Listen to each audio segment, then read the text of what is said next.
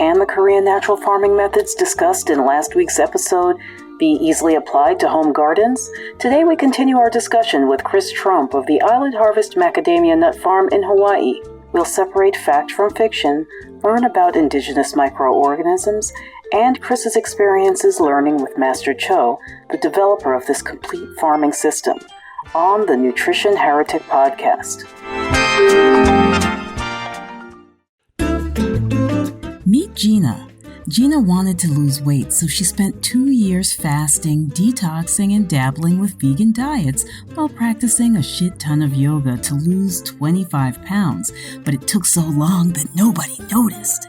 Then, Gina started Frenching her food by eating fatty cheeses, butter, sausages, and red meat, and lost 15 more pounds in only 2 months. Everybody noticed this time. Frenching your food unlocks the riddle of weight loss that skinny French chicks use to slim down, look young, and live longer despite doing everything wrong. Be like Gina. Start Frenching your food today by visiting nutritionheretic.com/Frenching.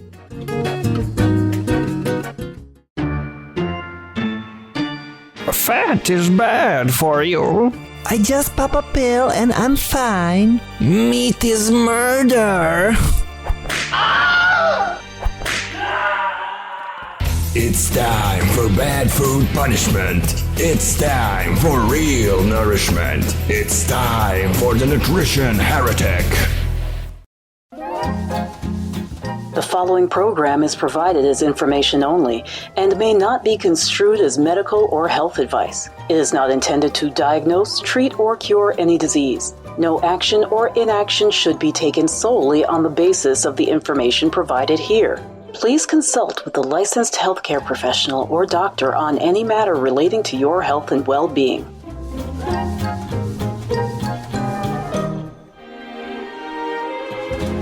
So this is what I wanted to ask you, because I had this experience here, which I thought was kind of curious. And you'll tell me whether I'm dreaming or if it did have something to do with the Korean method. I have 2 avocado trees in my yard. One last year when I moved here was bearing fruit. It didn't produce more than a dozen avocados. The other one had absolutely nothing on it, and it was a larger tree, not even one avocado on it. So when I moved here, the first thing I did was I started to collect the mold, and I put it in I actually used a Lohala basket instead of the cedar basket. I put it on, made the rice, stick it under the tree, and collected the mycelium that we talked about. So I collect everything there, and I have a little garden patch behind that particular tree, and I've been gardening in there, having some successes, some not so successful things, just because I didn't have all the different inputs made at the beginning, and, busy mom, business, yada, yada, not doing my best. But that avocado tree that had absolutely nothing on it was blooming a few months ago, like crazy. My friend came over and she knows plants, more on the organic conventional side, but she knows plants. She looked at it and she said, "Oh my God, Adrienne, you're going to have 200 avocados on." And it's not a big tree. The other one, I've given it a little bit of, the indigenous microorganisms, also called IMOs. I've put some of that on there. I actually put a little, bokashi, which we've done an episode on bokashi. So go listen to that episode if you don't know what I'm talking about. And I've put, I've given it whatever I don't even know what schedule, but let's just say I've put some of the inputs. Now that one, the one that had 12 on it last year, has a bunch of little avocados on it this year, like crazy. As a matter of fact, actually that one, it seemed to lose a lot of them, and that could be just because we have high winds here. But the other one is still looking phenomenal, and it seems that the speed at which the avocados are growing is much faster than what I had on the other tree last year at this time. So am I dreaming? Is it something that is probably the bacteria in the soil that is making both of these trees look so good this year? Yeah, I don't know about the speed of growth in a tree crop. I don't know anything about that. It's possible that it could go faster, but definitely sharing and spraying and covering the tree and putting biology around the base of the tree, as that gets established, that's what trees love, Right. and it definitely, and speaking of love, one of the teachings of Master Cho is, you know, I listening to him teach, and I had notes, and I looked down, and like, love is like every other sentence, and I'm like, what is this? What's Is this it a hippie translation nonsense? thing? And I think conscientious care for what you're doing, a care. There's a few sayings. The shadow of the farmer makes the grain grow. The eye of the farmer fattens the calf. These are anecdotes from generations past, but maybe there's something to do with love and farming, a care for what you're doing. And I believe in a creator, Yeah. some a designer of all this. I look at the complexity under a microscope, and I say, this is a symphony. This isn't a conglomeration of randomness. This is an orchestra with somebody up on the podium. Right. Yeah, it's another thing that happened to me. Now, this one I know was because of the Korean method, because my neighbor is a phenomenal gardener. She grows everything, and she's been growing stuff for a year. So this year I took another Korean farming class, and then I started to really get serious about applying things. Nice. So she had about 2 months before I took the class, she had planted some kabocha squash and green leaves everywhere, taking over the garden. Not one flower. Wow. And so I'm growing mine about 20 feet away from her. And I just started them around the same time I took the class, so about 2 months behind her. And I stick it in the ground, and it's growing, and I'm getting the same thing. Lots of leaves, not as much as her, but lots of leaves, no flowers.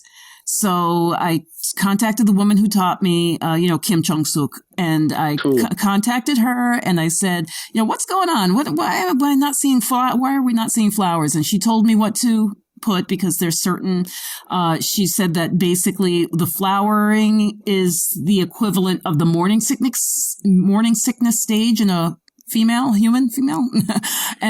and so she tells me what to put on there to mimic this. And luckily my guava tree was throwing guavas at me, and I was like, oh, wait a minute, this is the unripe fruit that I need to make my thing. So I macerated it with the sugar, let it sit for a week, and that's the thing that people don't realize. We have gotten into this idea of like, you gotta put, as you said, pounds of this and pounds of that. I'm talking, especially for just a few trees, I'm putting about 3/4 of a teaspoon per gallon of water. It's homeopathic for those Yes. that are trying to understand rate amounts. It's really, compared to conventional and even current organic practices, it's homeopathic. It's tiny. Yeah, so I'm putting this tiny bit, and this is for a 10 by 10 area too, folks. It's not just for the one plant. So anyway, I put that on there, and I had a little bit left in the watering can, so I just put my hand over the fence and put it on my neighbor's. The next week, my neighbor's like, did you do something to my plant? Because I started seeing flowers. Mine didn't, because it was a much younger plant, didn't see flowers, but I'll put it this way. I never actually hit hers again with the stuff, and she ended up just pulling her plants out because she never got more than just the few flowers from that first time that I did it. I have no fewer than a dozen pumpkins on my plant. That's awesome.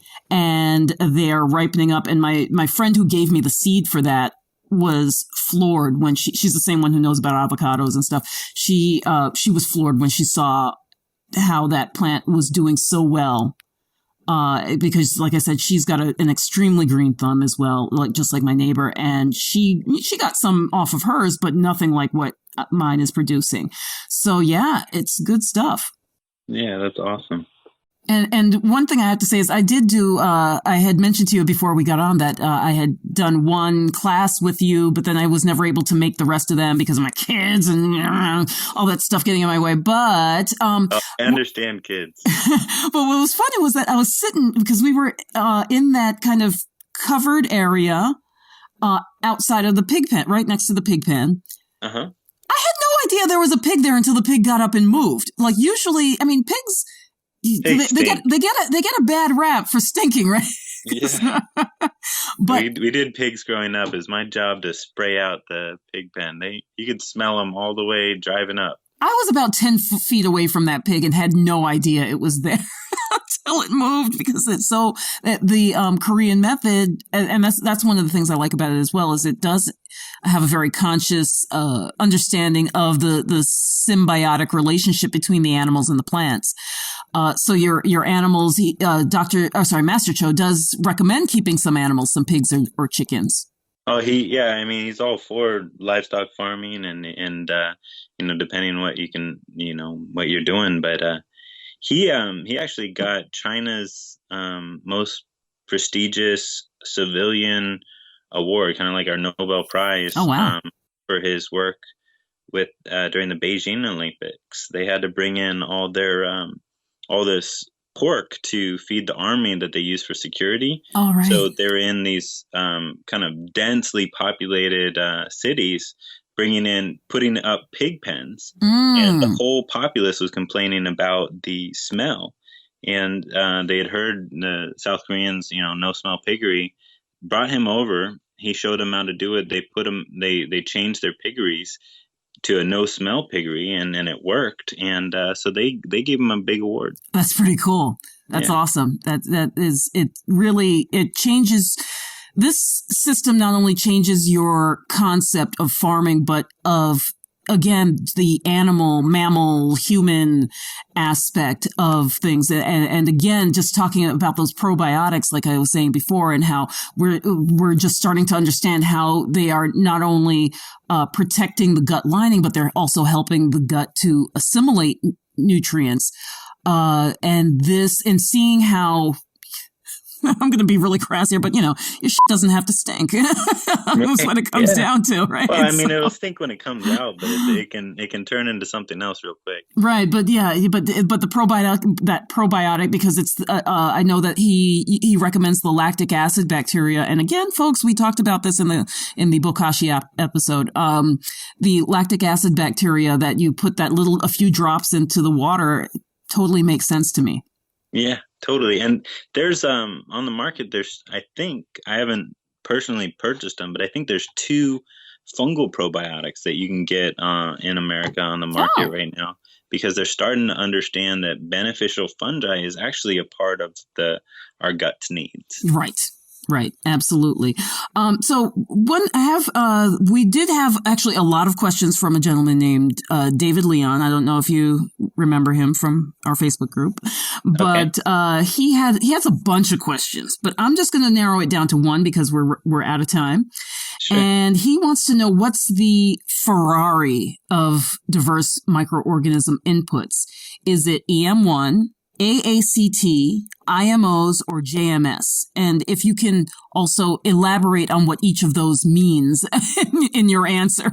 Sure. I actually have no idea what an AACT is, so I have to rule that one out. Sorry, okay. David, I'll look it up. But EM1 is awesome. EM1 is basically Lactobacillus or Bacillus strains that people purchase. It's kind of, the bugs in a jug, they call it when they sell stuff. But you can get it all over the world. It's on the shelf, off the shelf kind of thing you can purchase. It's basically bacteria in a bottle, and super helpful for growing food. Nothing negative to say about it, other than it's lab grown. So generally speaking, that could be in the middle of the country or somewhere. And so you bring that over here, you apply it, and it may or may not have perpetual effect in your garden. But the cool thing, you're probably going to have about 6 months of results or benefit from that. Mm. But if it doesn't establish because it's not from your area and the stuff in the area does kind of beat it out and it just fades, you're not going to have that high population that you poured out of the jug perpetuating in your garden. Mhm. And so you'll need to buy some more after 6 months, but that's Right. not really that big a deal. So it's a great input. JMS is Cho-Yun Sun, or Master Cho's son's input, that he grew up cruising around with his dad, Master Cho, learning all this stuff and doing beer runs for the attendees of his dad's classes. And so he gained, as he says, a love for beer more than anything in learning about natural farming. But he came up with some real kind of super simplifications of the process of natural farming. And so JMS is water, some leaf mold you collect, and a potato in water with some salt or seawater. And super cool. If I was going to the third world and I had nothing, that's what I would teach. Nice. Because that's going to be the most accessible thing with nothing on hand, no resources. And so I think it's a really amazing kind of addition to kind of the toolkit of natural farming. And the thing with all of this is you got to do what you can as a farmer. You're not going to be, like you said, you're busy, you got kids. What are you going to do that can help you grow food? And if you grow a ton of food with minimal effort, why do you got to do more? Right. So anyways, that being said, IMO is a solid, not a liquid. In its finished form, it's IMO4. You can make it into a liquid, which is what we do primarily on our farm. So it's the same origin, kind of the leaf mold or the mycelium in an indigenous area, a thriving area around your farm or in your area. Grown out on some media mixed with dirt, grown out, and then applied to your soil. I think that that is the Cadillac or the Ferrari, so to speak. And I've said that I think he's actually asking that because I talk about this. It's the diversity, again, finding, as I've dug into this, the things that are in this practice, kind of the steps involved, are based on really good science. And so the concept in IMO is that you're really trying to not alter, you're trying to keep as true to your original collection as possible, your final result, just highly multiplied so that you can get a lot of area covered with, a small inoculum. You can get highly fungal. In JMS, you're going to have some limitations on your fungal. You can still get some fungal growth, but not necessarily, and everybody's going to be able to do this different, but you're going to have some limit on how much big aerobic fungus can be, or microscopic fungi can be produced in anaerobic conditions, because it's just water, it's not aeration. There is some movement in the water caused by the bubbling. But I did that. I did a bunch of kind of side-by-side trials under a microscope, growing biology out in water, growing it out in water and nutrients, growing it out in water and aeration and nutrients. And I found if you can keep that water column oxygenated, the amount of fungi, which is what I'm going for because I'm a tree farmer, Right. The amount of fungi is drastically increased with the presence of oxygen. So I think that if you're growing leafy greens, the JMS is, I think, probably all you need. But you might run into bacterial wilt and Right. some of these kind of things due to lack of diversity and lack of fungal population. Cho-Yun Sun, the son that made this JMS, employs a lot of germicides. He uses germicides to deal with fungal problems and bacterial wilt problems. And I think that's because of the lack of diversity in the inoculum for these farms. Now, I haven't made a lot of JMS, so I'm not speaking to a ton of knowledge with that, but I I mean, specifically exactly his recipe, but I have made a ton of kind of liquid IMO, which is the hanging bag and static water, and using a lot of the same principles, and the amount of So I guess I think they all have their strengths, and again, it's all of it is an attempt to line up with how nature's growing food. And so I don't want to, like I said, EM's awesome. Don't want to knock it. JMS is an amazing kind of tool for growing food, and growing food with a potato. Literally, Right. that's a potato and a handful of salt, and you can have a really kind of powerful tool for increasing your plant health. And then natural farming, kind of the making of this IMO, I think is so as you do it, understanding how nature works is going to be an outcome. Right. Because it's all the kind of principles and reasons, and a lot of these inputs are tied into principles found in nature. And so I like making liquid IMO using oxygen and the inoculum best. That's my 2 cents, I guess. Right. 25 cents worth of words and 2 cents worth of content. But what I was going to say is that JMS, I have yet to get the book. It hasn't been the print. I want the print version, and that's not available right now in English, and I don't read Korean. So, but it seems to me that it's, like you said, if you're stuck somewhere in a third world application, or for whatever reason are limited on resources, that's probably a good, at least first step. Well, and why he says, what's the Ferrari? Right. Is because you hear Cho Yun Sun and this guy Gil in the Philippines talk about, well, this is the Toyota of agriculture. Like, it doesn't have the big price tag, and it doesn't have the flashy paint, but it'll get you where you need to go, and it's a lot cheaper. And so that's kind of where the reference to the car comes from. And, I see. And my kind of where I'm coming from is, if I can have a Ferrari for the price of a Honda, then I'm going to drive a Ferrari.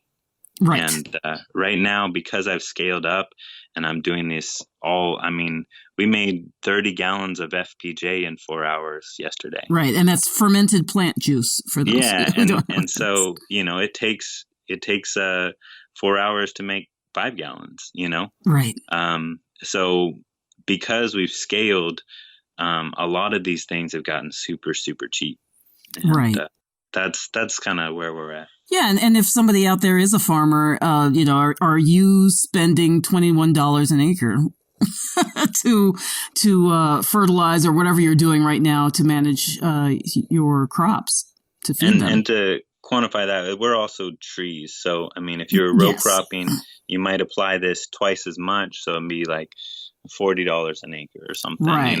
Because you're applying 6 times a year instead of 3 times a year. Right. But it really does just go to show, people can kind of figure out how much they're spending per acre, and then, does that match up? Something tells me that even some home growers aren't spending that little on their inputs, whatever other system they're coming from.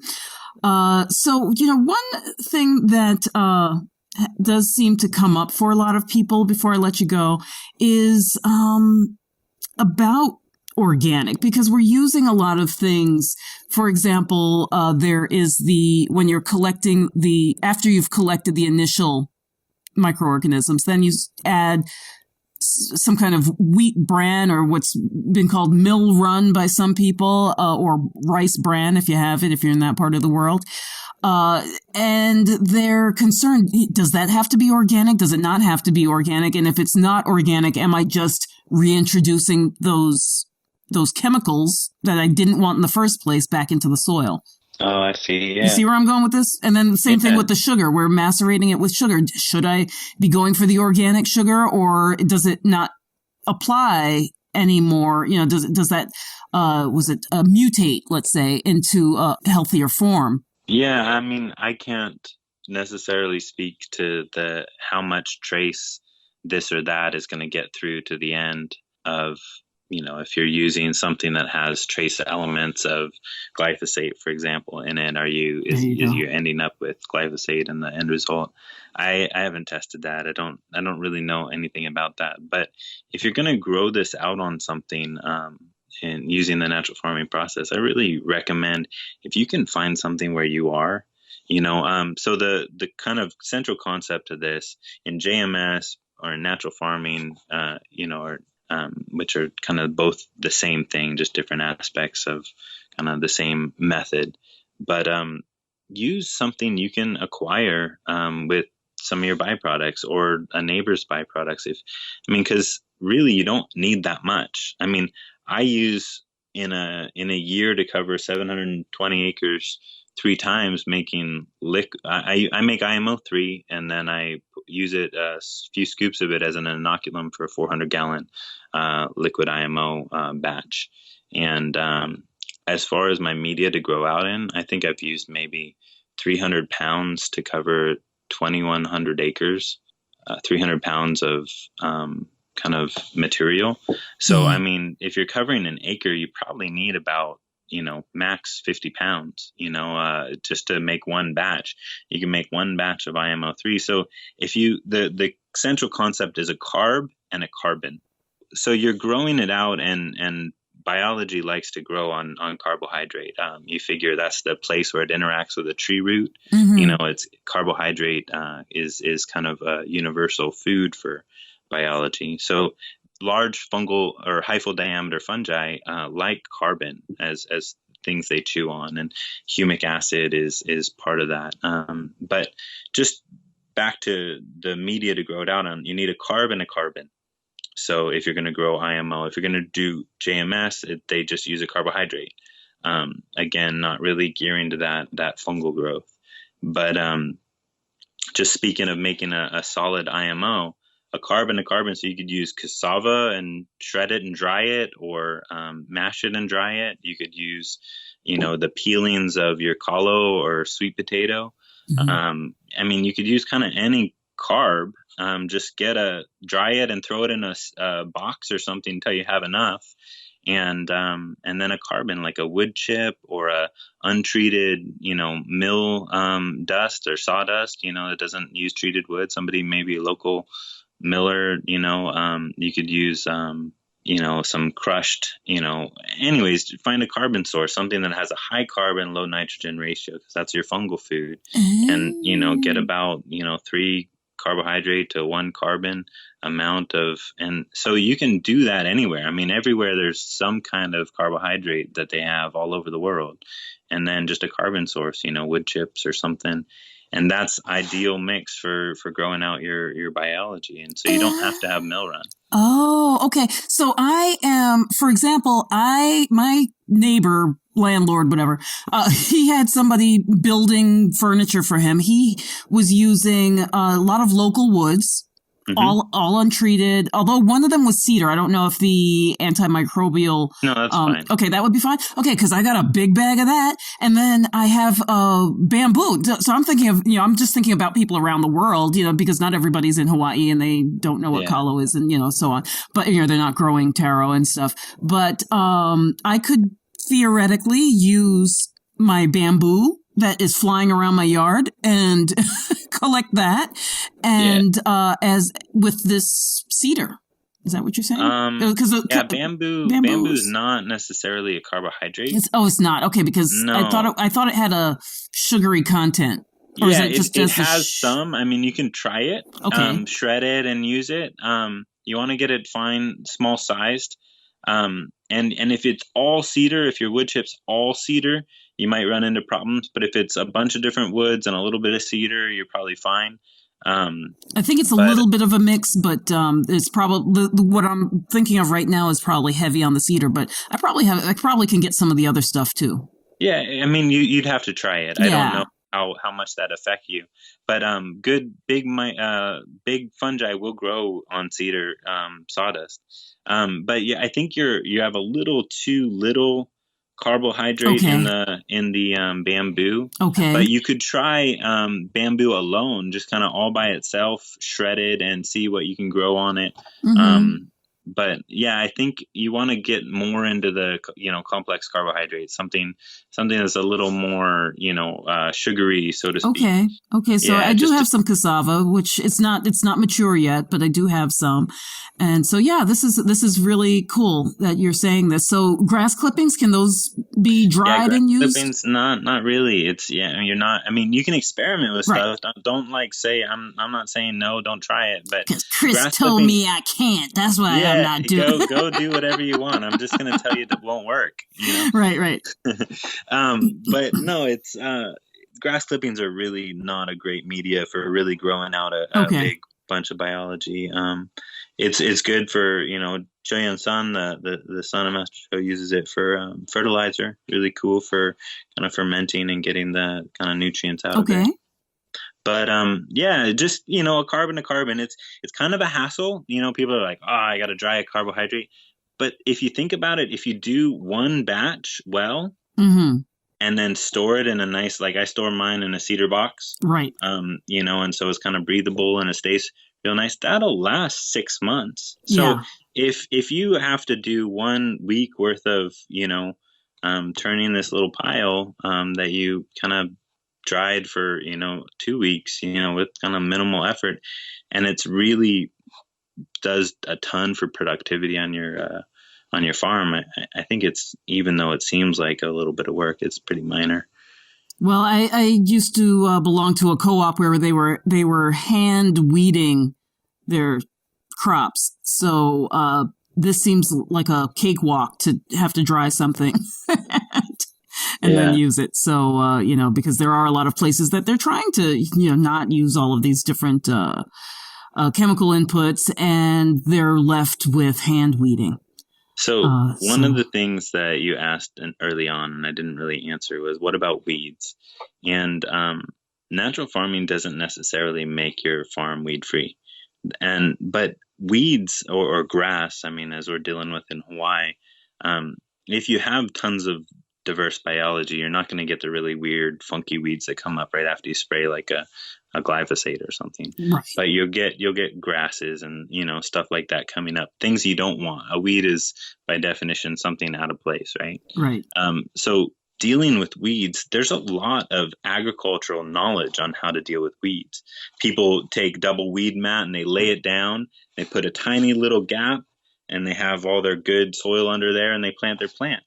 And there's a little gap, and as that plant grows, they move the gap wider, and there's all these, or they use wood chips because things have a real hard time coming up through wood chips. But there's a huge body of knowledge on how to kind of mitigate weeds without breaking your back, and that's just stuff we need to kind of we no longer maybe are going to use weed killer. So maybe we got to come up with, revisit and learn some of these practices on how to have a weed, low weed maintenance farm.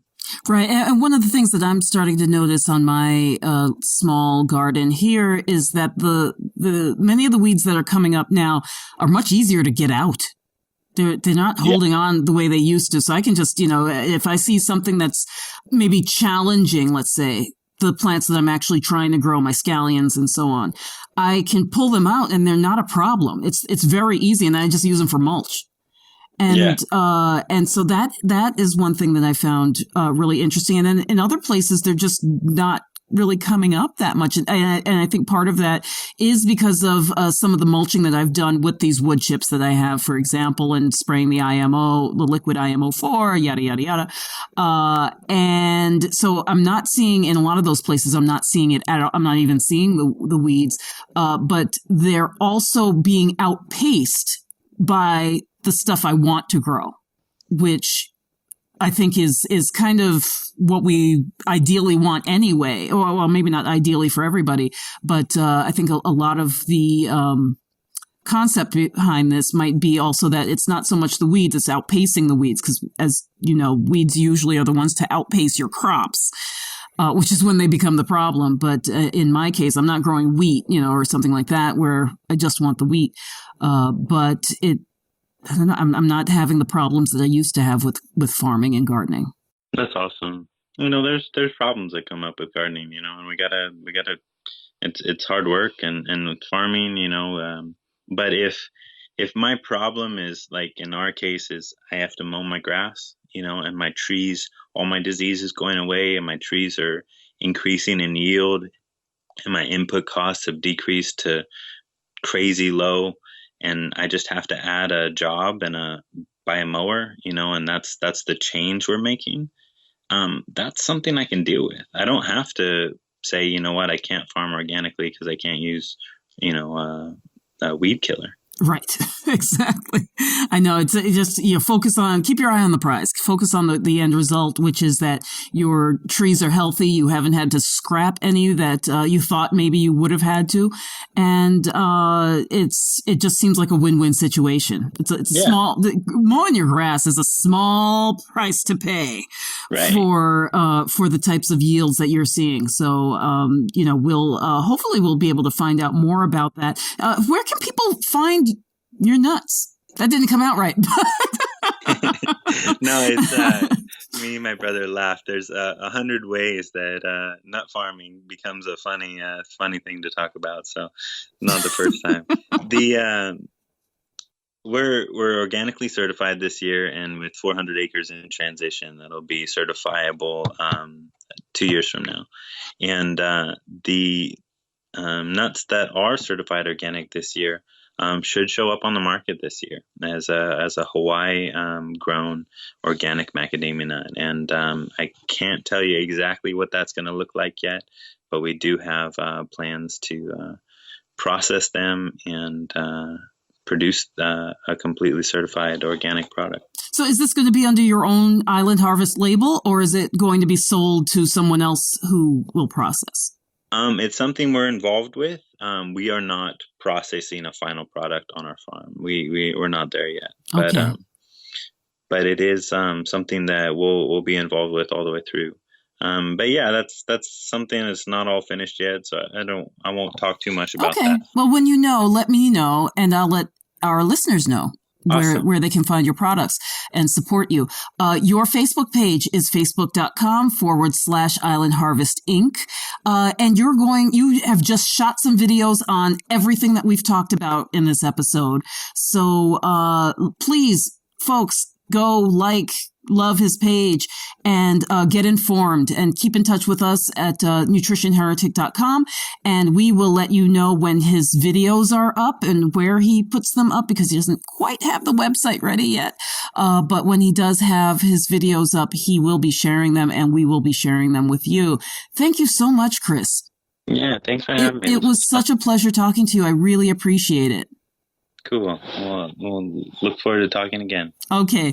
Take care now. Bye-bye. Alrighty, bye. The Nutrition Heretic podcast is a production of Savor the Journey, LLC. Our audio editor is Nikola Popovich. Our podcast manager is Crystal McLean, and our operations manager is Linda Hansen. I'm your host, Adrian Hugh, the Nutrition Heretic. You can find us at nutritionheretic.com, where you can download the Nutrition Heretic's free shit list of 7 health foods to avoid like the plague. You can also listen to previous episodes at nutritionheretic.com/podcast. Be sure to like us on social media for updates. Our Facebook page is facebook.com/nutritionheretic, and on Twitter at NutriHeretic. Contact us with show ideas, questions, or if you just want to be a guest. And don't forget to rate our podcast on iTunes and Stitcher. Thanks.